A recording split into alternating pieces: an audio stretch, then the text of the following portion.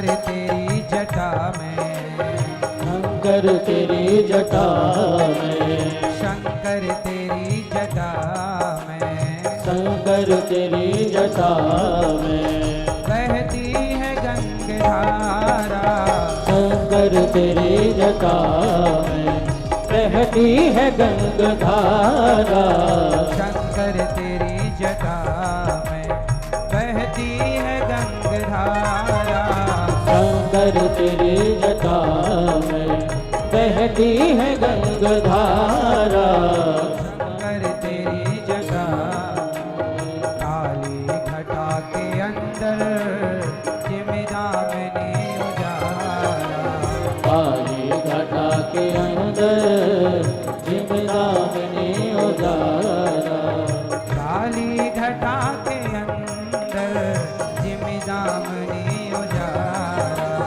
काली घटा के अंदर जिमदामनी उजाला, शंकर तेरी जटा जय हो शंकर कर तेरी जटा में बहती है गंगाधारा, शंकर तेरी जटा में बहती है गंगाधारा, शंकर तेरी जटा में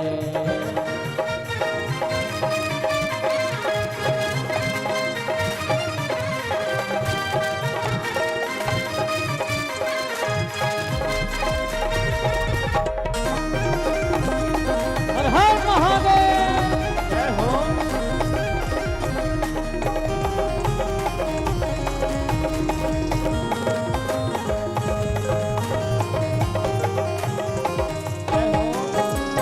कल मुंड माल राजे शशि भाल में विराजे, कल मोंड माल राजे शशि भाल में विराजे, कल मुंड माल राजे शशि भाल में विराजे, कल मोंड माल राजे शशि भाल में विराजे, डमरू निनाद बाजे, डमरू निनाद बाजे, कर में त्रिशूल भारा भारा, डमरू निनाद बाजे, कर में त्रिशूल भारा, शंकर तेरी जटा में बहती है गंगाधारा, शंकर तेरी जटा में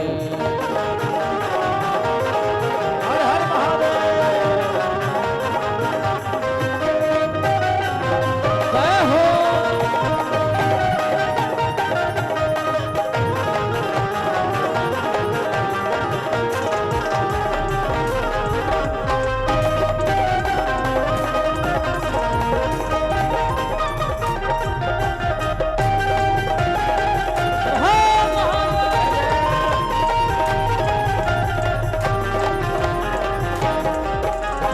रगचर में वसनधारी दशराज पर सवारी, बदचर में सुनधारी दशराज पे सवारी, रगचर में वसनधारी दशराज की सवारी, बदचर में वसनधारी दशराज पर सवारी, निज भक्त दुख हारी निज भक्त दुख हारी, कैलाश में विहारा निज भक्त दुख हारी, कैलाश में विहारा, शंकर तेरी जटा में बहती है गंगाधारा, शंकर तेरी जटा में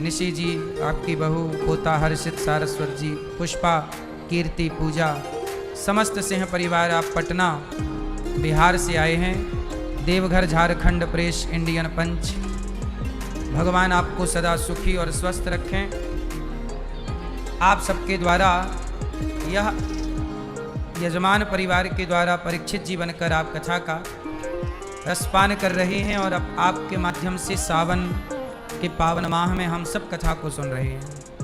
आज सावन माह का पावन दिन, आप सभी इस गंगा में डुबकी लगा रहे हैं, भाव की गंगा में।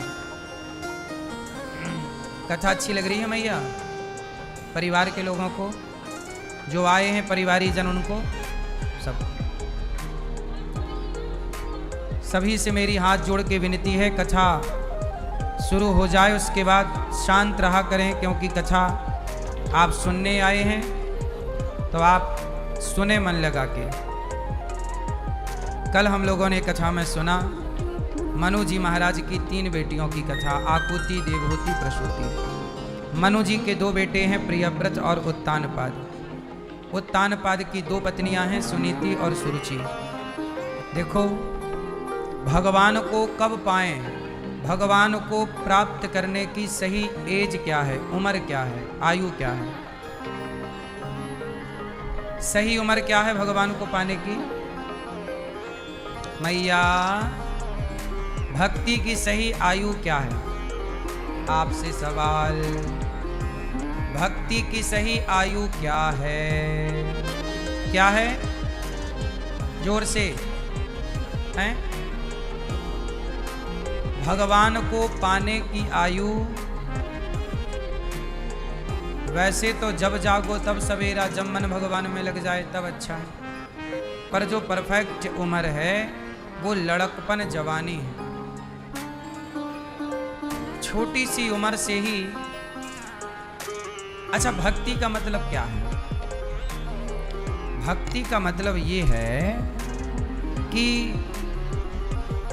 हम संसार के काम करें, व्यवहार करें, पैसे ज़्यादा कमाने चाहिए, आपकी तरक्की भी हो, आपके पास देखो चारों चीज़ें होनी चाहिए।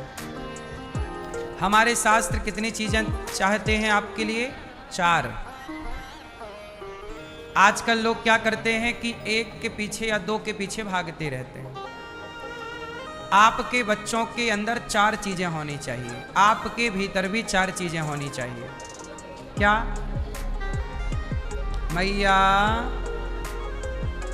ओ मेरी लाल मैया, बैठ जाओ मेरी माँ। ओ पीली बहन, बैठ के नहीं बनाओगी वीडियो, बैठ जाओ शांति से, प्रेम से बैठ जाओ, जहां हो बैठ जाओ, सब बैठो वहीं।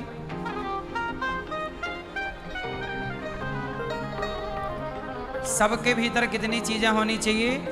4। क्या? सबके भीतर धर्म होना चाहिए। धर्म, हम सबके अंदर धर्म हो, धर्म होगा तो भगवान भी होंगे, करुणा भी होगी, दया भी होगी। धर्म होगा तो दूसरे नंबर पर अर्थ है, पैसा भी होना चाहिए आप लोगों के पास, क्योंकि पैसा नहीं होगा तो आप पुण्य क्या करोगे? तो धर्म हो और धर्म के अनुसार कमाया गया अर्थ हो, और जब अर्थ होगा तो फिर कामनाएं पूरी होंगी। काम, संसार का सुख भी लेना जरूरी है। बढ़िया संसार को देखो कैसा है, सुख लो संसार का, कामनाओं की पूर्ति करो, जो इच्छाएं हैं उन्हें पूरा करो, काम। और चौथा है मोक्ष। धर्म, अर्थ, काम, मोक्ष, ये चारों होने चाहिए सबके पास। आपके पास धर्म भी हो, धर्म के रास्ते पर चलो, अर्थ भी हो, पैसा भी आपके पास होना चाहिए। हमारा देश कभी गरीब नहीं रहा, हमारे यहाँ धर्म है। इसका मतलब ये नहीं कि हम धन नहीं कमाना जानते या धन से उपयोग करना नहीं जानते। हमारा देश ही पूरी दुनिया में सोने की चिड़िया कहलाता है। जहां डाल डाल पर सोने की चिड़िया करती है बसेरा, वो भारत देश है। तो भारत देश तो सोने की चिड़िया, हमारे यहां धन की कमी नहीं है, परंतु हम लोगों के पास धन कौन से नंबर पर है? दूसरे नंबर। पहले क्या है? धर्म। बच्चों के अंदर क्या होना चाहिए? बोलो जोर से, क्या होना चाहिए? धर्म। हमारे बच्चों के अंदर, हमारे अंदर, आपके अंदर क्या हो? धर्म हो। और धर्म होगा तो अर्थ आएगा। जो व्यक्ति धर्म के रास्ते पर चलता है, पैसा उसी के पास आता है। अब आप लोगों ने एक गलत मानसिकता बना ली कि महाराज जी हम झूठ ना बोलें तो हमारा बिजनेस ना चले, हमारा काम ना हो। झूठ बोलना कहाँ है? कहाँ झूठ बोलें, कहाँ ना बोलें, कितना बोलें, कितना ना बोलें? ये झूठ बोलने के लिए भी धर्म चाहिए। यदि धर्म का ज्ञान नहीं है तो आप झूठ भी नहीं बोल पाओगे।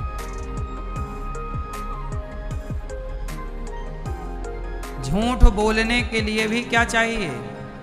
धर्म का ज्ञान चाहिए। कहाँ झूठ? अब देखो, छोटे छोटे बच्चे झूठ बोलते हैं तो माँ बाप पकड़ लेते हैं कि नहीं तुम झूठ बोल रहे हो। क्यों? क्योंकि बच्चों के अंदर अभी धर्म नहीं है। कहाँ झूठ बोलना चाहिए ये ज्ञान उनको नहीं है। झूठ बोलना चाहिए, पता है आपको, शास्त्र इजाजत देते हैं कि कुछ जगह पे आप झूठ बोल सकते हैं। बताओ कहाँ कहाँ झूठ बोल सकते हैं? मैया बताओ कहाँ झूठ बोल सकते हैं? हैं? झूठ बोल सकते हैं कहाँ?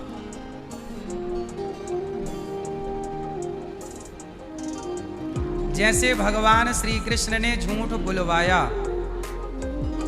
कि कह दो कि अश्वत्थामा मारा गया गुरु द्रोणाचार्य से, जबकि अश्वत्थामा नहीं मारा गया था। तो झूठ क्यों बुलवाया भगवान ने? क्योंकि वहां पर झूठ बोलना ही धर्म था। कैसे? गुरु द्रोणाचार्य निर्दोष लोगों की हत्या किए जा रहे थे। पांडवों की सेना निर्दोष थी, पांडव निर्दोष थे। पितामह गुरु द्रोणाचार्य दुष्ट दुर्योधन का साथ देते हुए पांडवों की निर्दोष सेना को, जो खड़ी थी, उस खड़ी सेना पे बाण छोड़े जा रहे थे, सब मर रही थी।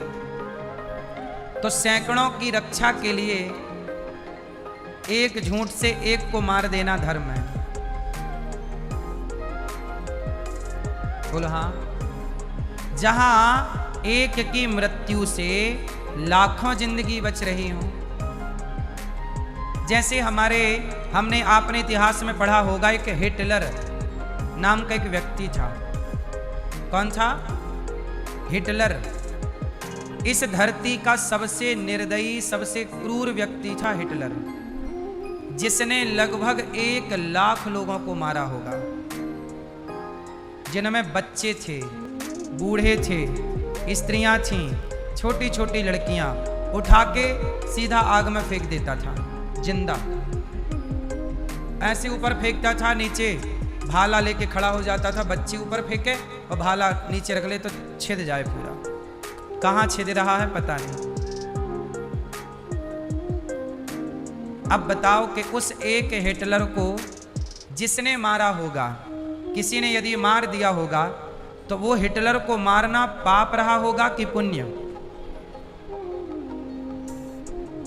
जो लाखों की हत्या किए जा रहा है, नरसंहार किए जा रहा है, ऐसों को मार देना पाप है कि पुण्य? ये किसी तीर्थ यात्रा से कम? समझिएगा, हत्या करना पाप है, पर हत्या करना पुण्य भी बन जाती है यदि सिचुएशन पे ध्यान दिया जाए तो। यही तो धर्म है। धर्म ही तो ये बताएगा कि किसे मारो और किसे ना मारो,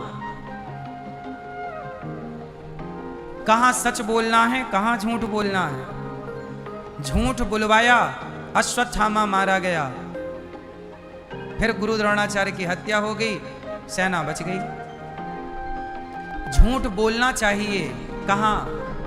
जहां आपके झूठ से लाखों लोगों की जिंदगियां बच रही हों, लोगों का जीवन बच रहा हो। यदि आपके झूठ बोलने से किसी निर्दोष की जिंदगी बच जाए तो झूठ बोल के उसकी जान बचा लेना धर्म है। वो झूठ सत्य से भी बढ़ करके है। आपके झूठ बोलने से यदि गाय की रक्षा हो रही हो, गौ हत्या बंद हो रही हो, तो वहां झूठ बोल के गाय की रक्षा कर लेना चाहिए। स्त्रीसु नरम विवाहे च वृत्यर्थे प्राण संकटे, ये शुक्राचार्य जी की नीति है। कहाँ झूठ बोलें, कहाँ झूठ ना बोल। आप लोग झूठ गलत जगह पे बोलते हैं। आप अपने प्रॉफिट के लिए झूठ बोलते हैं। 10 रुपया की चीज 20 रुपया 25-50 में बेच दी, आप बोले मैं तो बहुत होशियार हो गया। ये झूठ है साहब। उचित मुनाफा कमाना सही है, अनुचित मुनाफा कमाना भी गलत है। झूठ ना बोलो। क्यों? क्योंकि सच बोलने को धर्म कहा है। आपका स्वार्थ, यदि आप अपने स्वार्थ से झूठ बोल रहे हैं तो वो पाप है, और आप लोगों के हित के लिए झूठ बोल रहे हैं तो वो झूठ फिर झूठ नहीं, पर वो निष्काम झूठ होना चाहिए, जहां आपका उसमें कोई स्वार्थ जुड़ा हुआ ना हो। अब आजकल बताइए, लोग स्वार्थ के लिए झूठ बोल रहे हैं, है ना, स्वार्थ के लिए। तो धर्म, अर्थ, काम, मोक्ष चारों आपके पास होने चाहिए। एक दिन की बात है कि ध्रुव जी महाराज, उत्तानपाद के पुत्र का नाम है ध्रुव। एक दिन ध्रुव जी अपनी माँ के पास खेलते खेलते पहुँचे। माँ, मेरे पिता कौन है? माँ ने कहा, बेटा पिता आपके ये राजा उत्तानपाद जी हैं। ध्रुव जी दौड़े दौड़े पिता की गोद में गए कि पिताजी आओ, आज मैं आपकी गोद में बैठूंगा। पिताजी ने गोद में बिठाना तो चाहा, पर ध्रुव जी की सौतेली माता खड़ी थी। सौतेली माँ नाम था सुरुचि। उसने ध्रुव जी का हाथ पकड़ा और बाहर का रास्ता दिखा दिया, चल बाहर। तो कहाँ इस गोद में बैठने चला? ध्रुव जी बोले, माँ मैं पिता की ही गोद में तो बैठने गया था, मैंने कौन सा अपराध किया? पिता की गोद में बैठना कहाँ गलत है माता? तब सुरुचि ने कहा कि तू मेरा बेटा नहीं है, इसलिए तू अपने पिता की गोद में नहीं बैठ सकता। तू मेरी सौत का बेटा है। जा तपस्या कर पहले, जब भगवान प्रकट हो जाएं तो बोलना कि मुझे सुरुचि के गर्भ से जन्म दो। जब तू मेरा बेटा बनेगा तब तू इस गोद में बैठ पाएगा। ध्रुव जी चल पड़े। माँ सुरुचि से, सुनीति से कहा, माँ मैं आपका बेटा हूं। माता ने कहा है कि जब तू मेरा बेटा बनेगा तब तू इस गोद में बैठेगा। तो माता, क्या मैं उस माता का बेटा नहीं हूं? सुनीति ने समझाया कि पुत्र, तू है तो सबका बेटा। तूने तो उसे अपनी मां माना, पर उन्होंने तुझे अपना पुत्र नहीं माना। जबकि ध्रुव जी 5 साल के थे। 5 साल के बच्चे के साथ भी लोग ऐसा भेदभाव करते हैं कि तू मेरा है और तू मेरा नहीं है। भगवान यही कहना चाहते हैं। कैकेयी माँ ने भी यही गलती की कि मेरा बेटा राजा बनेगा, कौशल्या का बेटा राजा, अयोध्या का राजा नहीं बनेगा। जहां तेरा और मेरा का भाव है, भगवान को ये लोग बिल्कुल पसंद नहीं। भगवान उन्हीं को मिलते हैं जिनके भीतर से तेरा और मेरा चला जाता है। क्या समाप्त करना है? तेरा और मेरा। मैं अरु मोर तोरते माया, मैं और मेरा। मैं कौन हूं और मेरा क्या? अच्छा आप लोग बताओ। मैं, आप लोग भी कहते हो ना, मैंने ये, मैंने वो, मैंने ये, मैंने वो। क्यों भैया बताओ, मैं, बताइए मैं कौन हूं? क्यों भैया? मैं, आप कौन है? मैं मतलब आप अपने लिए बोलेंगे तो मैं आएगा। मैं आपके लिए बोल रहा हूँ। मैं कौन हूँ? सब लोग बोलो मैं कौन हूँ, जोर से बताओ मैं कौन हूँ। सब लोग बताओ आप कौन हैं? मैया मैं कौन हूँ, आप कौन हैं? आप बताओ आप कौन हैं? कौन हो आप? आप कौन हो मेरी माँ? हैं? कौन है आप? आप कौन हैं भैया बताओ। नहीं पता? आपको लोगों के बारे में पूरा ज्ञान है कि वो कौन है वो कौन है, पर खुद के बारे में ज्ञान नहीं है कि मैं कौन हूं। आप कौन हैं भैया बताओ। आप कौन हैं? आप कौन हैं? मैया जा रही हो मेरी माँ? टाटा, जल्दी आना। गुस्सा हो गई क्या? आना जल्दी, टाटा। मैं कौन हूं? आप लोग ये सवाल अपने से जरूर पूछिएगा कि मैं कौन हूं, संसार में क्यों आया हूं, और मेरा, चलो मैं कौन हूं ये तो आपने नहीं बताया, चलो ये बता दो कि आपका कौन है, मेरा कौन है? मेरा कौन? मेरा कौन? मैं कौन ये भी नहीं पता। मेरा कौन? आपका कौन भैया? आपका कौन है? ये भैया बताएंगे हमारे। आपका कौन है? कोई नहीं है। ये भैया से पूछो, चश्मा वाले भैया से, आपका कौन? भैया आपका? भैया आपका? आपका कौन है? आप कहते हो मेरे 2 बेटे हैं, मेरा परिवार है, मैं और मेरा। ये 2 चीजें याद रखिएगा। मैं कौन हूं? मैं कुछ भी नहीं हूं। मैं सिर्फ एक आत्मा हूं, एक प्रकाश, ईश्वर का अंश। जैसे चूल्हे में आग लगी तो अंगारे चूल्हे से, जब आप रोटी बनाती हो चूल्हे में तो अंगारे कई बार चूल्हे से बाहर निकल आते हैं। तो वो अंगारे कहाँ से बाहर आए? चूल्हे से ही आए, और फिर आप उन्हें चूल्हे पे डाल देती हो। वो आग का ही तो अंश है। चूल्हे की आग में और उस अंगारे की आग में क्या अंतर है? बोलो। कोई अंतर नहीं, पर चूल्हे की आग में प्रभाव ज्यादा है। एक छोटा सा अंगारा है, उसमें प्रभाव, उस एक अंगारे से रोटी नहीं बन सकती, पर आग अधिक है चूल्हे में तो उससे सब हो सकता है। उसी तरह ईश्वर तो आग का पूरा चूल्हा है और हम एक जरा से अंगारे हैं। हम आग का ही अंश है वो अंगारा। उसी तरह हम सब ईश्वर के अंश हैं। जब यहाँ से मर के जाते हैं ईश्वर के अंश हैं, ईश्वर में मिल जाते हैं। मेरा कौन? मेरा कोई नहीं। यदि कोई है तो बताओ उस आग का कौन है? आग के रिश्तेदार आप हैं कि आप हैं, या फिर वो आग का पूरा घिरा हुआ भट्टी चूल्हा? आग का रिश्तेदार कौन है भाई? आग का रिश्तेदार आग। पानी का रिश्तेदार पानी। बोलो हाँ। आग का रिश्तेदार कौन? और पानी का रिश्तेदार? तो फिर आपका कौन?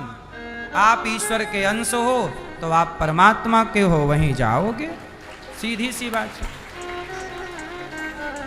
सारी नदियां कहां जा रही हैं? जोर से। सारी नदियां समुद्र में क्यों जाती हैं? क्योंकि वो नदियों का जल समुद्र का ही अंश है। किसका अंश है जल? इस धरती पर कहीं भी पानी बरसेगा, वो पानी किसका अंश कहलाएगा? समुद्र का। तो अंश हमेशा अपने अंशी की तरफ भागता है। नदियां समुद्र की तरफ भागती हैं, पृथ्वी तत्व पृथ्वी की तरफ भागता है। कोई भी चीज आप छोड़ो, पृथ्वी पे गिरता गुरुत्वाकर्षण सिद्धांत। क्यों? क्योंकि धरती पे कोई भी चीज वो पृथ्वी तत्व है, इसलिए पृथ्वी की ओर। अंश हमेशा अंशी की तरफ भागता है। अच्छा ये बताओ, आप लोग किसके अंश हो? जोर से। आप ईश्वर के अंश हो, इसलिए ईश्वर की तरफ भागना आपका स्वाभाविक धर्म है। इसलिए व्यक्ति भगवान की तरफ भागता है और भागना चाहिए। अच्छा ये बताओ, आग किसकी तरफ भागती है? संसार की हर चीज ऊपर से नीचे गिरती है, पर एक आग है जो नीचे से ऊपर चलती है। बोलो हाँ। आप माचिस जलाओ तो माचिस की जो तीली जलेगी तो जो ज्योति है वो नीचे की तरफ नहीं झुकेगी, वो लौ उसकी ऊपर की तरफ जाएगी। क्यों? जब गुरुत्वाकर्षण नीचे है तो आग की ज्योति भी नीचे जानी चाहिए ना। क्यों मैया? जब गुरुत्वाकर्षण सिद्धांत कहता है कि हर चीज नीचे की तरफ जाएगी, तो आग की ज्योति ऊपर क्यों जाती है? बताओ क्यों भैया? साइंस पढ़ते होगे, बताओ साइंस का सिद्धांत क्या कहती है? विज्ञान हर चीज ऊपर से नीचे आती है। जब हर चीज ऊपर से नीचे गिरती है तो आग ऊपर की ओर क्यों जाती है? वो केवल आग नहीं, आग का अवशेष धुआं भी ऊपर ही जाता है। जब हर चीज ऊपर से नीचे गिरती है, सिद्धांत है गुरुत्वाकर्षण, तो आग ऊपर क्यों जाती है? क्योंकि आग सूर्य का अंश है। आग किसका अंश है? सूर्य का। तो जिसका जो अंश है वो उसी तरफ भागता है। पानी समुद्र का अंश है तो पानी, नदियां समुद्र की तरफ भाग रही हैं। पृथ्वी का अंश सब कुछ है तो सब गुरुत्वाकर्षण नीचे पृथ्वी में भाग रहा है। और आग सूर्य का अंश है। सूर्य का, आग का मूल तो सूर्य है, तो आग सूर्य की ओर भागती है। तो हर अंश अपने अंशी की तरफ भागता है। हर अंश अपने अंशी की तरफ भागता है। तो हम प्राणी मात्र भी ईश्वर के अंश होने से हम ईश्वर की तरफ चलते हैं। इसलिए ईश्वर की तरफ चलना धर्म है, ईश्वर की तरफ ना चलना अधर्म है। ये साइंटिफिक है, ये वैज्ञानिक पक्ष बोल रहा हूं मैं आपको। आध्यात्मिक पक्ष तो है ही, पर मैंने विज्ञान के तरीके से भी आपको ये सिद्ध किया कि हम ईश्वर के अंश हैं, इसलिए स्वाभाविक हम ईश्वर की तरफ भागते हैं, मंदिरों की तरफ भागते हैं, भगवान के नाम की तरफ भागते हैं, क्योंकि हम उन्हीं के। ध्रुव जी को माँ ने कहा जा तपस्या कर बेटा। चले गए ध्रुव जी। नारद जी ने मंत्र दिया, ओम नमो भगवते वासुदेवाय। खाने पीने में संयम किया। 5 माह तपस्या की। 6वें माह में भगवान नारायण हरि का रूप बना के ध्रुव जी के आगे दर्शन देने खड़े हो गए। ध्रुव जी ने दर्शन किया, आंखें खोली तो भगवान सामने।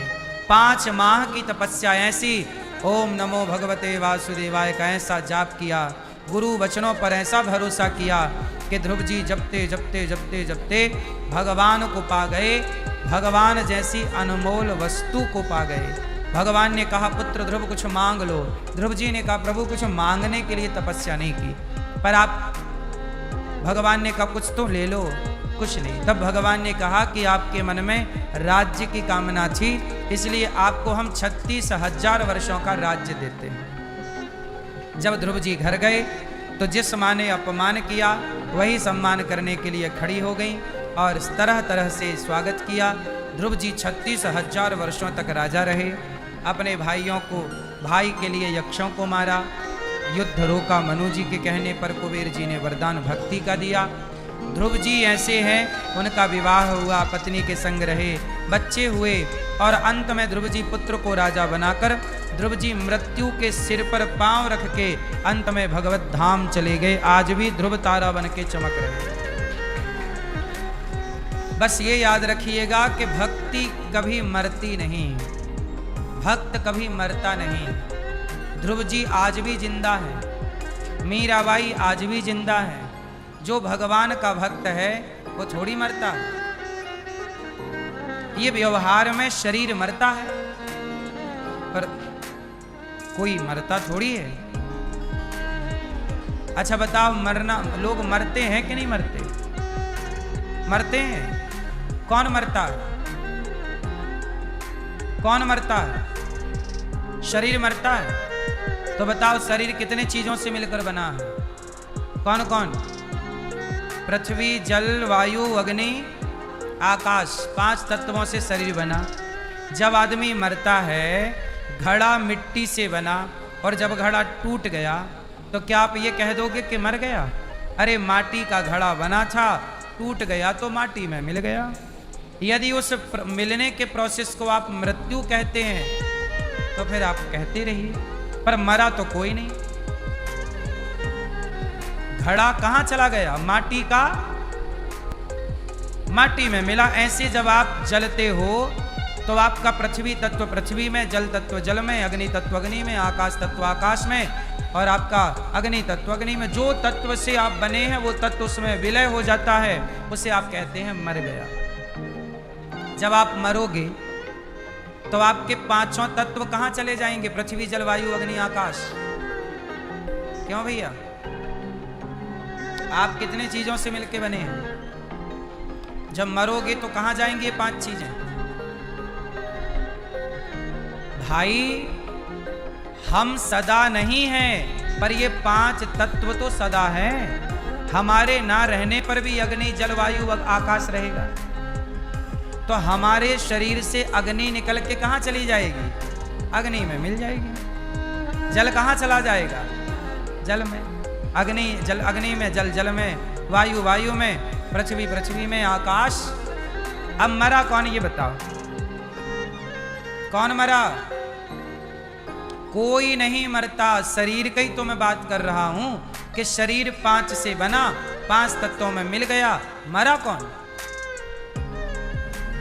ये जो मरना है आप लोग कहते हो मर गया, ये मरना क्या है? एक अफवाह। पृथ्वी तत्व में पृथ्वी समाये, जल में जल समाये, उस प्रोसेस को आप लोग मृत्यु कहते हैं। मिलने को मृत्यु समझते हैं आप लोग। जहां जल जल से मिल रहा है, अग्नि अग्नि से, वायु वायु से। हमने 5 तत्वों से लिया, बाद में वो 5 तत्व जस के तस वापस कर दिए। उस वापसी के प्रोसेस को आप कहते हो मर गया। बोलो हाँ। सच तो ये है कि कोई कभी मरता ही नहीं है, ना तो कोई कभी जन्म लेता। फिर आप क्या कहोगे? आत्मा ना जन्म लेती है ना, गीता में यही तो कहा, ना तो आत्मा जन्म लेती है और ना तो आत्मा मरती है। अब आप कहो कि महाराज जी कैसे संभव है? आओ इसे वैज्ञानिक उदाहरणों से समझते हैं। अच्छा एक बात बताओ, बिजली कहां से बनती है? बोलो बोलो। पानी से, कोयला से इत्यादि। बिजली पानी से बनती है। अच्छा ये बताओ, बिजली पानी से बनती है तो बिजली तारों में दौड़ती रहती है, तो ये बताओ वो दौड़ दौड़ के जाती कहां है? आपके घर का कूलर चलाती है, आपके घर का पंखा चलाती है, और फिर चला के कहां चली जाती है? अच्छा एक बात बताओ, आप लोग कहते हो लाइट चली गई, कहते हो ना, अरे लाइट चली गई। ये बताओ लाइट जाती कहां है? जोर से आप सब ना कहते अरे लाइट चली गई, लाइट गोल। ये कहां गोल हो जाती है? बताओ जरा, लाइट कहां चली जाती है? बोलो। कहाँ चली जाती है? पड़ोसन के घर जाती है कि कहाँ जाती है लाइट? अच्छा ये बताओ, जब लाइट चली जाती है तो क्या पानी से लाइट खत्म हो जाती है? पानी से बिजली खत्म हो जाती है? पानी में, अच्छा ये बताओ बिजली का आविष्कार कब हुआ? मान लो उदाहरण के लिए कि आज से 200 साल पहले हुआ, 300 साल पहले हुआ। माना कि बिजली का आविष्कार 400 साल पहले हुआ, लगभग मोटा मोटा जोड़ लो। एक बात बताओ, यदि बिजली का आविष्कार 200, 300, 400 साल पहले हुआ तो क्या 400 साल पहले के पानी में बिजली नहीं थी? 500 साल पहले जो पानी था, क्या उस पानी में बिजली नहीं थी? जोर से। बिजली तो सदा से थी, पर कोई आया और उस बिजली को प्रकट करके दिखा दिया। ज्ञान और विज्ञान, अंतर क्या है? ज्ञान और विज्ञान। कहते हैं ज्ञान होता है, पर ज्ञान को व्यक्ति जब क्रिया में लाके खड़ा कर देता है, जब दिखा देता है ज्ञान को, तो वही ज्ञान विज्ञान बन जाता है। जैसे पानी में बिजली है, ये हो गया ज्ञान। पानी में क्या है? पानी में बिजली है, कोयले में बिजली है, ये सबको ज्ञान है। ये छोटा बच्चा भी जानता है कि पानी में बिजली है। पानी में बिजली है, ये तो हो गया ज्ञान। पर ये बच्चा पानी से बिजली प्रकट नहीं कर सकता, लेकिन जो प्रकट कर दे वो है विज्ञान। तो ज्ञान से विज्ञान। जिसने पानी से बिजली प्रकट की, तो बिजली तो तब भी पानी में थी जब वो आदमी पैदा नहीं हुआ बिजली बनाने वाला। तो बिजली तो सदा से थी, अभाव कभी नहीं था, पर प्रकट नहीं कर पाई। उसी तरह भगवान भी सदा से हैं। कोई ध्रुव प्रहलाद पैदा हो के प्रकट करके दिखा देता है, तो कोई प्रकट नहीं कर पाता। सदा से परमात्मा है, ईश्वर सदा से है।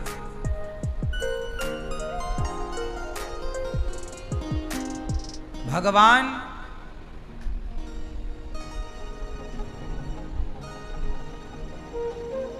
जब ध्रुव जी अपने परम धाम को गए,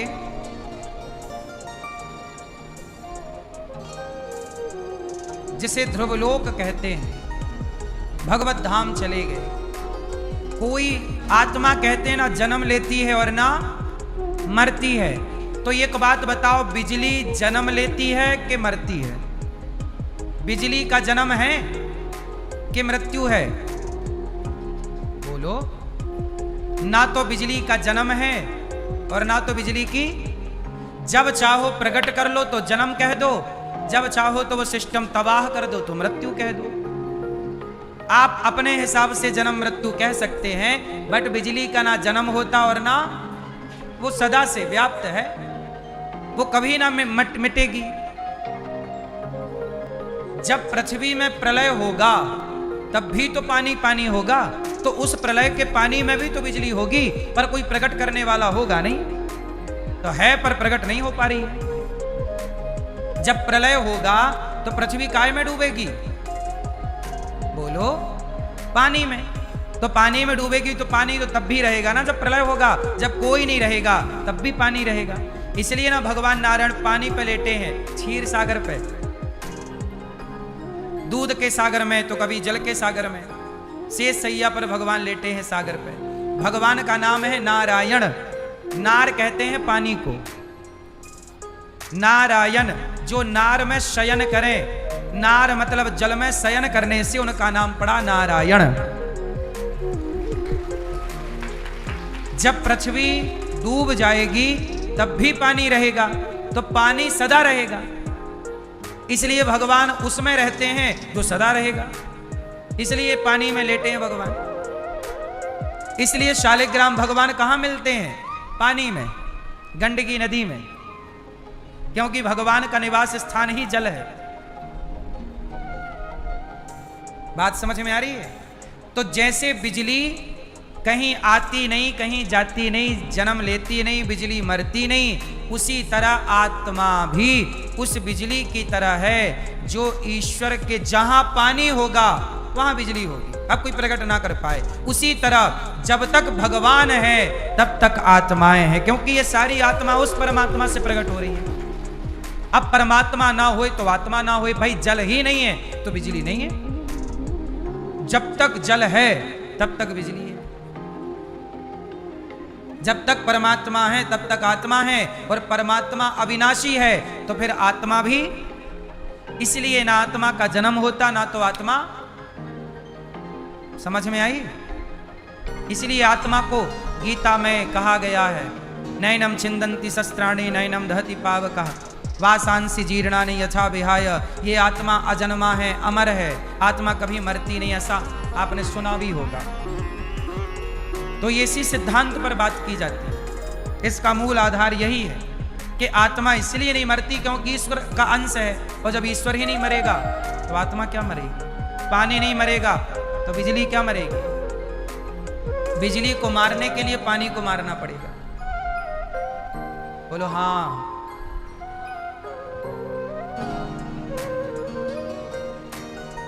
ध्रुव जी महाराज को भगवत दर्शन हुए, अंत में भगवान के धाम चले गए। इन्हीं के वंश में हुए भगवान पृथु, जिन्होंने पृथ्वी का दोहन किया और 10,000 कान भगवान से मांगे। प्राचीन बरही को नारद जी ने पुरंजनोपाख्यान की चर्चा सुनाई। अब यहाँ एक छोटी सी कथा में भागवत जी में सुखदेव जी राजा परीक्षित को यह बताना चाहते हैं कि जीव हत्या पाप है। कौन सी हत्या पाप है? अच्छा ये बताओ, हिरण को मारना पाप है कि पुण्य? शेर को मारना पाप है कि पुण्य? पाप है। तो फिर आप लोग सवाल करते हो कि यदि जीव हत्या पाप है तो फिर राम जी हिरण का शिकार करने क्यों गए? फिर दशरथ जी हिरण का शिकार करने क्यों गए? उसी हिरण के चक्कर में तो श्रवण कुमार को बाण लग गया था, दशरथ जी का शब्द भेदी बाण। अब आप लोग ये सवाल बार बार करते हैं कि गुरुजी जब जीव हत्या करना पाप है तो फिर राम जी ने शिकार क्यों किया? दशरथ जी ने शिकार क्यों किया? क्यों मारा? भाई गलत है। तो सुनो, इसका बहुत, देखो मैं हर उत्तर आपको वैज्ञानिक कसौटी पर दूं, इसका भी उत्तर मैं आपको वैज्ञानिक पहलू से देता हूं। आप लोगों ने पढ़ाई की होगी। जो डॉक्टर बनता है तो डॉक्टर बनने वाले स्टूडेंट को चूहे पर एक्सपेरिमेंट करना पड़ता है या नहीं? जो डॉक्टर बनने चला है वो सबसे पहला इंजेक्शन आदमी को लगाएगा कि बंदर को लगाएगा कि चूहे को लगाएगा? बंदर में, चूहे में डॉक्टर लोग सबसे पहले क्या करते हैं? एक्सपेरिमेंट करते हैं। बोलो हाँ। कोई भी सर्जरी होगी, डॉक्टर को यदि सर्जरी सिखाई जा रही है, बच्चे को यदि सर्जरी सिखाई जा रही है तो वो डायरेक्ट आदमी पे ना सिखाई जाएगी कि चल ओटी में चल, तू पहले ऑपरेशन कर। सीधा उसे ओटी नहीं ले जाया जाएगा। क्यों? ओटी बोलते हैं कि ओडी, ओटी ऑपरेशन थिएटर है ना। आप लोग सब जानते हैं, हम तो कुछ जानते भी नहीं।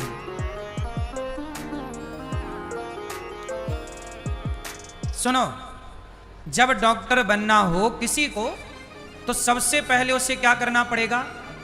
चूहे पर एक्सपेरिमेंट करना पड़ेगा। चूहे को पूरा काटना पड़ता है, फिर टाके लगाना सिखाया जाता है कि टाके ऐसे लगाते हैं। कोई डायरेक्ट आदमी को थोड़ी टाके लगाना सिखाते हैं। क्यों जी, ये बात सही बोल रहा हूं मैं कि गलत? हाँ। अब ये बताओ कि चूहे मारना पाप है कि पुण्य?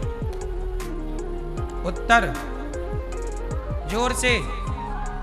भाई जीव हत्या पाप है तो चूहा मारना भी पाप है, परंतु डॉक्टर चूहा मारे एक्सपेरिमेंट के लिए तो वो उसे पाप ना लगेगा।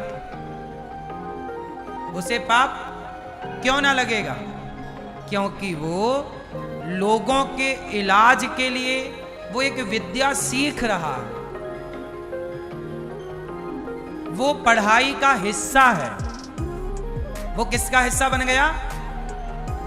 वो क्या बन गया? पढ़ाई का एक हिस्सा बन गया। उसी तरह से पहले के राजा लोग जंगल में जाते और हिरण का शिकार करते। क्यों? उस हिरण का, जो हिरण उद्दंड है, उद्दंड मतलब कुछ जानवर होते हैं जो अन्य जानवरों को परेशान करते हैं, तो हिरण सबसे तेज भागता है।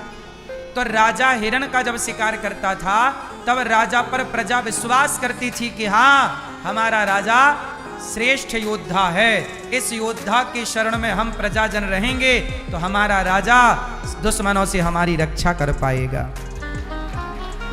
तो प्रजा को विश्वास दिलाने के लिए वो राजा की पढ़ाई का एक हिस्सा था।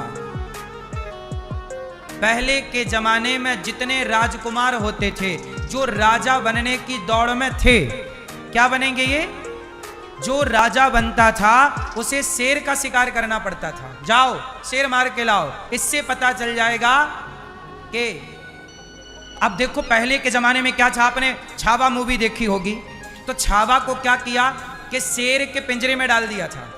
और ये सत्य था, पहले लोग शेर पालते थे और अपने दुश्मन को शेर के सामने फेंक देते थे। शेर, अब इससे क्या होगा, आपको शेर से लड़ना पड़ेगा। ये एक शिक्षा है, ये एक चैप्टर था, पढ़ाई थी, शेर को कैसे पराजित किया जाए। ऐसे ही थोड़ी कह पहले राजा कोई डरपोक राजा बन जाएगा तो प्रजा कैसे विश्वास करेगी डरपोक राजा पे। तो राजा को शेर से लड़ना पड़ता था, आर या पार, या शेर तुम्हें खाएगा या तुम शेर को मार के साबित करो कि तुम प्रजा को बचा सकते हो संकट में। पहले तो ये पढ़ाई थी ना साहब, हिरण को मारना, निशाना देखना। अब जैसे अर्जुन से गुरु द्रोणाचार्य ने कहा कि चिड़िया की आंख पर निशाना लगाओ। अब जब चिड़िया की आंख पर निशाना लगाया होगा और बाण छोड़ा होगा तो वो चिड़िया बची तो ना होगी? बोलो कि बची होगी? जिस चिड़िया की आंख पर अर्जुन ने निशाना लगाया और जब बाण छोड़ा होगा तो वो चिड़िया बची तो ना होगी, मर गई होगी। तो अब आप कहो जी चिड़िया को मारना पाप है। हाँ, चिड़िया को मारना पाप है, हम मारें आप मारो तो पाप है। अब मैं चूहे मारने लग जाऊं, अब मैं जाऊं और एक बंदर मार डालूं तो मुझे कानूनी कार्यवाही के तहत जेल जाना पड़ सकता। मैंने बंदर क्यों मारे? ये सरकारी संपदा है। आप मोर नहीं मार सकते, मारोगे जेल जाओगे। आप बंदर मार दो तो जानबूझ के आपके गाड़ी के नीचे धोखे से कोई आ जाए वो अलग विषय है। लेकिन डॉक्टर लोग तो एक्सपेरिमेंट के दौरान कितने बंदर मर जाते हैं, कितने चूहे मर जाते हैं। बोलो हाँ कि ना? बोलो हाँ। उसी तरह गुरु द्रोणाचार्य अर्जुन को सिखा रहे तीरंदाजी। वो शिक्षा का एक अंग है कि चिड़िया की आंख पर निशाना लगा और चिड़िया जब गिरी तो उसकी आंख पर तीर घुसा तो सिद्ध हो गया कि अर्जुन श्रेष्ठ धनुर्धर है। ये उस टाइम की पढ़ाई है। सारी चिड़ियों को नहीं, ये नहीं कि अब चिड़िया मारती रहना, सारे शेरों को मारती रहना, सारे हिरणों को मारती रहना, कभी कभी कभी कभी तो ये सिद्ध करना पड़ता। इससे क्या होता, जैसे अभी हमारा युद्ध हुआ पाकिस्तान से, तो पाकिस्तान पर जब हम भारी पड़ गए तो भारत के लोगों का अपनी सेना पर विश्वास घटा कि बढ़ा? बोलो भाई, जब युद्ध होंगे तब ना आपको पता लगेगा कि कौन कितना ताकतवर है। यदि हमारी सेना कमजोर पड़ जाती तो हमारे भारत के लोगों का सेना पर से विश्वास कम हो जाता। इसलिए सेना को आपने देखा होगा कि 12 महीने सेना अभ्यास करती रहती युद्ध का। हर देश की सेना क्या करती रहती है?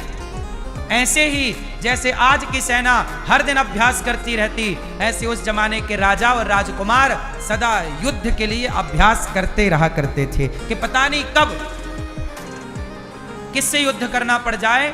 इसलिए वो हिरण का, समय समय पर शेर का, चिड़िया की आंख पर, ताकि दुनिया को बता सकें कि भाई ये डराने के लिए भी था कि देखो हम इतने श्रेष्ठ योद्धा हैं, हमसे पंगा।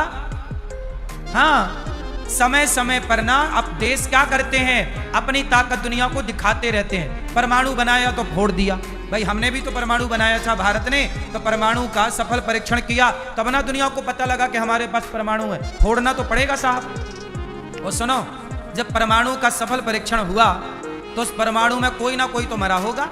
चिड़िया ही सही मरी होगी, कुत्ता ही सही मरा होगा। बोलो हाँ। आप परमाणु का ट्रायल करेंगे और सोचें कि कोई मरे ना, संभव है? बोलो। समुद्र में करेंगे तो मछलियां मर जाएंगी,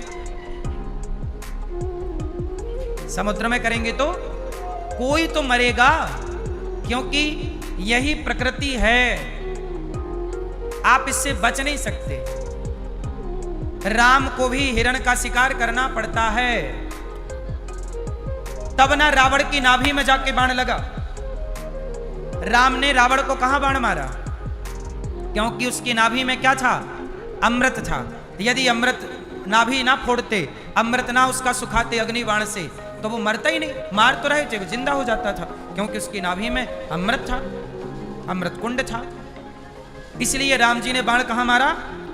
अब इतने ये बताओ कि जब रावण जैसे मायावी की नाभि में बाण मार दिया, इससे सिद्ध होता है कि राम अच्छे धनुर्धर होंगे। बोलो हाँ। और धनुर्धर है। अच्छा ये बताओ कि हमारे सैनिक 1 साल तक अभ्यास ना करें युद्ध का, तो ये युद्ध का क्रिया भूल जाएंगे कि नहीं? बोलो हाँ। इसलिए ये लोग खाली जगह पर फायरिंग भी करते रहते हैं। सैनिक क्या करते रहे? फायरिंग। हाँ दादा दादा दादा। बोलो हाँ, ताकि भूल ना जाए। अब रोज किसके सामने जाके मारें गोली? तो पेड़ पौधों पर कहीं बना लिया, ड्रम खड़ा कर लिया, बोरा खड़ा कर लिया, रेत से भर के दे दे दे। युद्ध का नियम समझो। अब ये बताओ, हम किसी को मार दें तो सरकार हमें जेल डाल देगी, पर हमारी सेना आतंकवादियों को मारती रहती है। आए दिन कोई ना कोई मरता है आतंकवादी। तो बताओ सैनिकों को जेल होता है? जब मर्डर करना अपराध है इस देश में, तो सैनिक भी तो आतंकवादी मारती है, क्योंकि वो सेना के लिए सही है।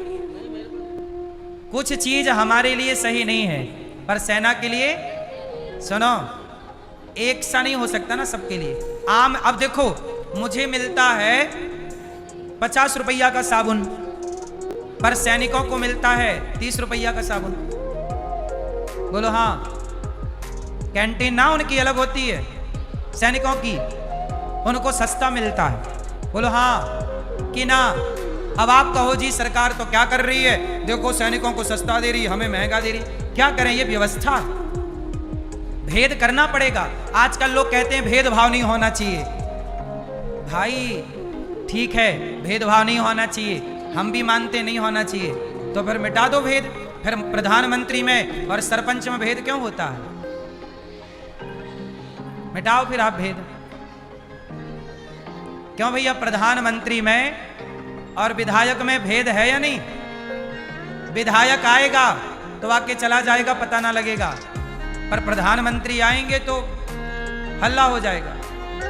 उनकी सेना अलग है, उनकी सिक्योरिटी अलग है, उनका प्रोटोकॉल अलग है। क्यों? क्यों मेरी मां? आप कहते हो भेद मिटाओ, तो बताओ भेद मिट सकता है? आप मिटा के बताओ। प्रधानमंत्री और सरपंच भेद है या नहीं? ये प्रकृति की व्यवस्था चलेगी ही ऐसी। अब लोग क्या कहते हैं? ब्राह्मण, क्षत्रिय, वैश्य और शूद्र। कितने हैं? 4 हैं। ब्राह्मण क्या है? एक व्यवस्था है। क्षत्रिय क्या है? एक व्यवस्था है। वैश्य क्या है? एक व्यवस्था है। अब लोग कहते हैं ब्राह्मण, क्षत्रिय, वैश्य, शूद्र में भेद नहीं होना चाहिए। भाई जब भेद प्रधानमंत्री और सरपंच में है, तो ये भेदभाव के लिए नहीं था, ये भेद व्यवस्था बनाने के लिए है। क्योंकि व्यवस्था बनाना है तो भेद करना पड़ेगा। अच्छा एक बात बताओ, आपके दोस्त की मां आपकी क्या लगी? जोर से, जोर से, जोर से। आपके दोस्त की मां आपकी मां, आपके दोस्त की बहन क्या लगी आपकी? और आपके दोस्त की पत्नी आपकी क्या लगी? बदल गया ना, भेद खड़ा हो गया। जब दोस्त की माँ माँ लगी, दोस्त की बहन बहन लगी, तो दोस्त की पत्नी भाभी क्यों लग रही है? भेद है या नहीं? अब आप कहो नहीं जी भेद मिटाओ, तो मिटाओ भैया, तू ही शुरू कर फिर। क्या बिना भेद के सृष्टि चलेगी? बोलो हाँ या ना। आप मिटा के दिखाओ भेद। अच्छा ये बताओ, आपके कितने हाथ हैं? आपके हैं, पर इन दोनों हाथ में भेद है या नहीं? जोर से बोलो हाँ। आपके शरीर में ही भेद है।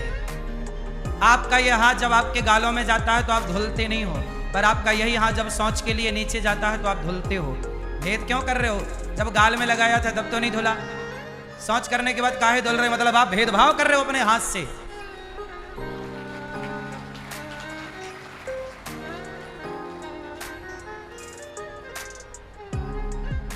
बोलो भेद है या नहीं? और ये भेद एक व्यवस्था है। बोलो हाँ। इसलिए कुछ मूर्ख हमारे देश में रहते हैं जो कहते हैं कि हम ब्राह्मण क्षत्रिय वैश्य शूद्र की वर्ण व्यवस्था नहीं मानते। अरे ये व्यवस्था है, ये कोई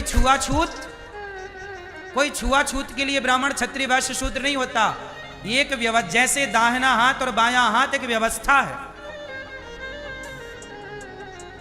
उसी तरह व्यवस्था है ये। ब्राह्मण किसी का नाम नहीं है, ब्राह्मण एक व्यवस्था है, क्षत्रिय एक व्यवस्था है, वैश्य एक व्यवस्था है, शूद्र एक व्यवस्था। इसलिए हमें ये सब मानना चाहिए। क्यों मानना चाहिए? क्योंकि यदि हम नहीं मानेंगे तो व्यवस्था क्या होगी? आज हमारे देश में यही तो हुआ, अब व्यवस्था फैल गई। अब देखिए क्या हुआ, आज की न्यूज में आपको सुनाऊं। हमारे देश में छींगुर बाबा हैं। कौन बाबा? छींगुर बाबा। वो छींगुर बाबा क्या कर, देखो बने क्या है बाबा, मतलब है मुसलमान। छींगुर पीर है, एक मुसलमान है, पर क्या बन गए? बाबा। किसका नाम ले लिया? हिंदुओं के साधुओं का, ताकि बदनाम कौन हो? सनातन धर्म। और सनातन धर्म का छींगुर बाबा सनातन धर्म का अवलंब आश्रय लेकर के क्या करता? लड़कियां सप्लाई करता, धर्मांतरण करता। ब्राह्मण की लड़की होगी तो 15 लाख देगा। और सोचो बाबा इतना पैसे वाला, उसको विदेशी फंड मिलता कि ब्राह्मण की लड़की का धर्म परिवर्तन करके वो हिंदू का मुसलमान बनाएगा, तो 15 लाख रुपया देता था। क्षत्रिय की लड़की के वो 13 लाख देता था, वैश्य की लड़की के इतना, और फलानी लड़की का इतना, सबके उसने बांट रखे थे। और कितनी 20-25 लड़कियां फंस गईं। बोलो हाँ या ना। अब बताइए, इसलिए हमारे यहां कहते हैं कि ब्राह्मण का काम ब्राह्मण ही करेगा। यदि ब्राह्मण का काम मुसलमान भी करने लगा तो पूरी अव्यवस्था फैल जाएगी। न्यूज वालों ने पकड़ा 15-20 ऐसे साधु पकड़े जो मुसलमान थे, जो गांव-गांव भीख मांगते, भिक्षा साधु बनके वो तुम्हें ज्ञान देते। बाद में पता चला कोई उसमें से ये मुसलमान था, कोई ये मुसलमान था, कोई ये। अब सोचिए कि मुसलमान बाबा बनके, साधु बनके किसी की लड़की को लेके चले जाएं और गलत कर दें तो बदनाम कौन होगा? साधु बदनाम होगा, संत समाज बदनाम होगी, सनातन धर्म बदनाम। आप क्या कहोगे? लो बाबा ऐसे होते हैं। अरे ये भी तो देखो कि बाबा के रूप में कौन है। आजकल बाबा बनना सबसे सरल है। रावण भी सीता मैया को चुराने आया तो साधु बन के आया। इसलिए कहता हूं कि साधु कौन होना चाहिए। इसलिए ना कहा कि ब्राह्मण ब्राह्मण का काम करे, छत्री छत्री का काम करे, ताकि तुम्हारे बीच में कोई पांचवा ना के घुस जाए छिंगुर की तरह।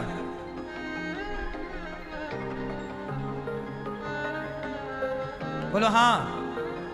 वरना ये लोग क्या करेंगे? कालनेमी बन करके सनातन को। आज देखो आप लोगों की श्रद्धा साधु संतों पर है। अब हम आपकी सेवा कर रहे हैं, आपको कथा सुना रहे हैं, और कोई दूसरा साधु आए और वो साधु, अब देखो इतना बड़ा कारोबार फैला रखा छिंगुर बाबा ने। अब वो जब लड़कियां सप्लाई कर रहा है तो बदनाम, यदि वो उसका पता ना लगता कि मुसलमान है तो बदनाम कौन होता? अरे बाबा ऐसा करते हैं। फिर अपने देश में कुछ लोग बैठे हैं ठेकेदार जो बाबाओं को दिन रात गाली देने लग जाते हैं, सनातन धर्म को गालियां देने लग जाते हैं। तो कर कोई रहा है और सजा सनातन को मिलेगी। फिर लोग कहेंगे कि सनातन धर्म के साधु संत ऐसे हैं।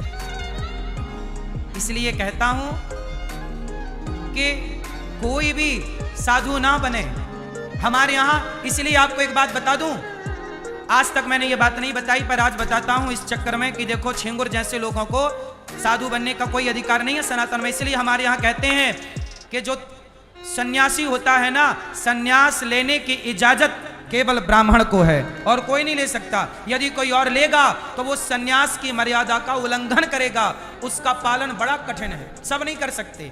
आप लोगों ने आजकल क्या किया, तू भी बन जा, तू भी बन जा, तू भी कर ले, तू भी नहीं। साहब सारे काम सब करेंगे तो व्यवस्था बनेगी नहीं, बिगड़ेगी। हिंदुओं का काम हिंदू करेगा, मुसलमान का। अब मैं पीर पैगंबर बन जाऊं तो बताओ मेरे से कुछ नहीं आता, पीर पैगंबर बन के करूंगा क्या? इसलिए यदि हिंदू मुसलमान बन जाए तो भी व्यवस्था बिगड़ेगी और मुसलमान हिंदू बन जाए तो भी व्यवस्था। इसलिए आपने देखा होगा मुसलमान कन्वर्जेशन कराता है, ईसाई कन्वर्जेशन कराता है, पर हिंदू कभी किसी से नहीं कहता कि तुम छोड़ दो अपना धर्म, हिंदू बन जाओ। हम किसी को कन्वर्जेशन नहीं कर, हम कहते हैं जो थे वापसी आ जाओ। तुम हिंदू थे तो हिंदू। हम किसी मुसलमान को हिंदू क्यों बनाएं? हमें जरूरत नहीं, हमारे हिंदू कम है, हम क्यों एक बीमारी मोल ले लें?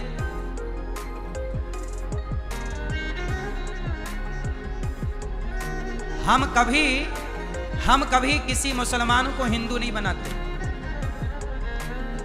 हमें पता है कि यदि ये हिंदू बन भी गया तो ये रायता ही फैलाएगा।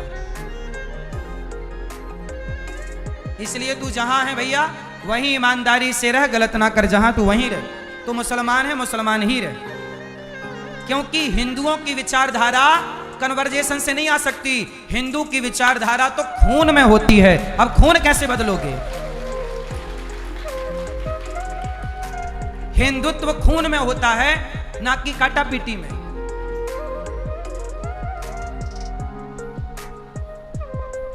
हाँ या ना? इसलिए अब हिंदू कहां से लाओगे?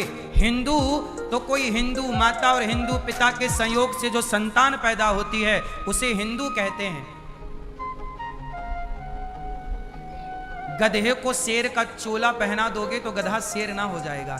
शेर बनाए नहीं जाते, शेर तो बने बनाए पैदा होते हैं। शेर बनाए नहीं जाते, शेर तो बने बनाए पैदा होते हैं। मैं इस बात से बड़ा आश्चर्य हूं कि पता नहीं ईसाई लोग क्यों ईसाई बनाते, क्योंकि तुम्हारी ईसाई अभी कम है जो और बनाने पे लगे हो। यदि तुम्हें इतनी चिंता है, सोचो ईसाई बनाए जाते हैं, मुसलमान बनाए जाते हैं, एक हिंदू है जो भगवान के घर से बना बनाया पैदा होता है।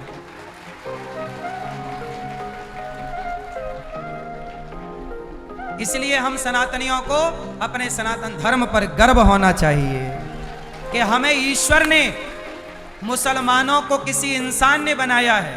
अब जो मुसलमान बने तो आपका धर्म परिवर्तन छिंगुर ने कराया। छिंगुर बाबा ने कितनों को मुसलमान बना दिया। अरे मुसलमान बनाए जाते हैं छिंगुर बाबा जैसे लोगों के द्वारा, पर हिंदू बनाए जाते हैं भगवान के द्वारा। मतलब मुसलमान बनना सरल है पर हिंदू बनना बड़ा कठिन है साहब। हिंदू तो तब बनोगे जब परमात्मा चाहेगा, और मुसलमान तो तब बन जाओगे जब छिंगुर जैसे लोग चाह लेंगे पैसे के बल पर।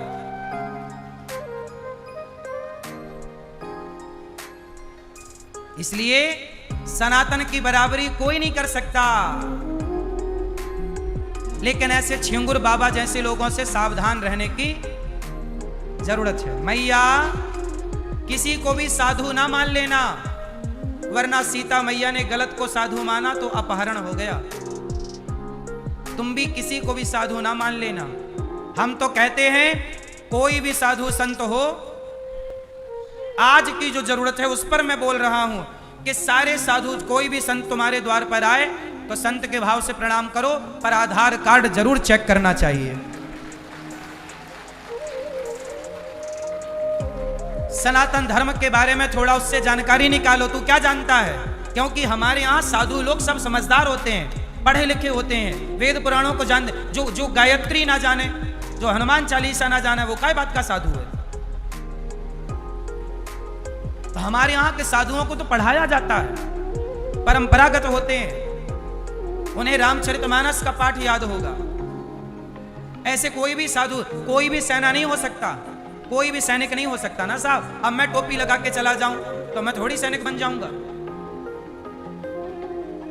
सैनिक बनने की एक अपनी वहां की विधि है, वहां का अपना सिस्टम है। कोई भी जोड़ी ऐसे ही साधु संत कोई भी नहीं बन जाता। साधु संत बनने के लिए आजकल क्या हो रहा है, कोई भी साधु बनने को तैयार है। घर पे हुई खटपट, चल बाबा के मठ पर चल।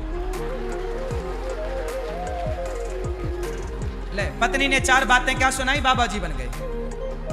बेटे ने 4 लाख जमाया, बाबा जी बन गए। बाबा जी के चेला बन जाओ, साधु की शरण में रहो, साधु के बताए रास्ते पर चलो, तुम्हारा कल्याण हो जाएगा। साधु भी बनो तो एक पूरा प्रोसेस फॉलो करो। इससे क्या होगा, सनातन। अच्छा ये बताओ, भारत के साधु संत ही सनातन धर्म को नहीं जानेंगे तो इससे सनातन धर्म कमजोर होगा कि मजबूत होगा? अब छिंगुर बाबा जैसे लोग यदि सनातन की बात करेंगे तो ये सनातन बाबा जी बन के घर में घुसेंगे और बाद में तुम्हें धर्मांतरण करा देंगे, मुसलमान बना देंगे हिंदू से। बोलो हाँ। अब ये कितने आज मैंने समाचार में, न्यूज में देखा कि 15-20 बाबा खड़े थे, कालनेमी नाम दिया गया उनको, कि ये लोग ना साधु बन के, गले पे माला है और बड़े भगवा कपड़ा पहने, दाढ़ी बाल बड़े बड़े, और ये सब कह रहे हैं कि साधु हैं। और बाद में पता चला कि कोई उस्मान है, कोई असीम है, कोई अब्दुल है। बात समझ में आई? बेटा ये वाला कूलर बंद कर दो, इसमें करंट है।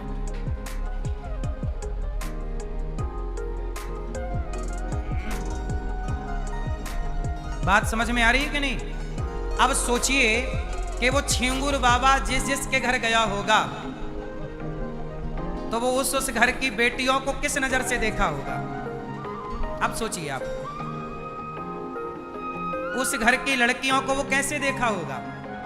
इसी नजर से ना, किसको कितने की खरीद लूं, मौका मिलते इसे सप्लाई कर दूं, बेच देता। सोचिए। इसलिए श्रद्धा होना जरूरी है, पर ये देख लो कि जो जहां आपकी श्रद्धा है वो कौन, पहले ये तो पता लगा लो कि वो हिंदू है कि कोई मुसलमान है। 5-7 साल पहले एक और न्यूज मैंने देखी थी कि कोई एक मुसलमान थे, वो गुरु बन गए थे, उनका नाम था गुरु जी, और वो सबकी जन्म कुंडली देखा करते थे और जन्म कुंडली के आधार पर वो महामृत्युंजय का जाप करवाते थे। सोचिए, एक मुसलमान जो पानी पी पी के सनातन को गालियां दें, वो महामृत्युंजय का जाप कराएं, उससे आएगा महामृत्युंजय? और वो कुंडली देख रहे थे। धर्म की, रावण भी सीता मैया को चुराने आया तो धर्म की आड़ लेकर आया। इसलिए साहब, धर्म को धर्म बनाओ, धर्म को धर्म ही रहने दो, धर्म की आड़ पर सनातन को कहीं नुकसान ना हो जाए, इसका भी ख्याल हम सनातनियों को रखना है। इसका ख्याल किसको रखना है? हम सनातनियों को रखना है। और ये छिंगुर जैसे एक नहीं है, अभी ना जाने और कितने छिंगुर छिपे होंगे समाज में, जिनको अभी ओपन करना बाकी है। एक पकड़ा गया है, बाकी तो ना जाने कितने हैं। हाँ या ना? इसलिए कोई भी हो, एक बार आधार कार्ड चेक कर लेने में बुराई नहीं। सनातन कोई एक दिन से नहीं हो सकता सनातनी। आजकल आप लोग ना किसी को भी कुछ भी आप मान लेते हो, किसी पर भी नहीं लट्टू हो जाया करो मेरी मां, वरना आपकी बहन बेटियां कल को खतरे में गईं तो बाद में ना कहना कि हमें किसी ने आगाह नहीं किया, सचेत नहीं किया।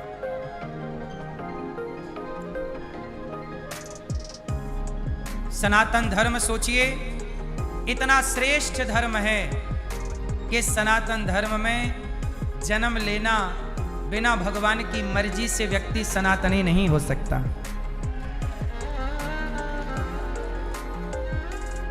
कहते हैं आज विदेशी आते हैं आकर हिंदू बन जाते हैं, आज विदेशी आते हैं आकर हिंदू बन जाते हैं, राम नाम की जपते माला भक्ति में रम जाते हैं, धरा ये जिस पर घूम रही हम उसी केंद्र के बिंदु हैं, गर्व से कहो हम हिंदू हैं, हम हिंदू हैं, हम हिंदू हैं।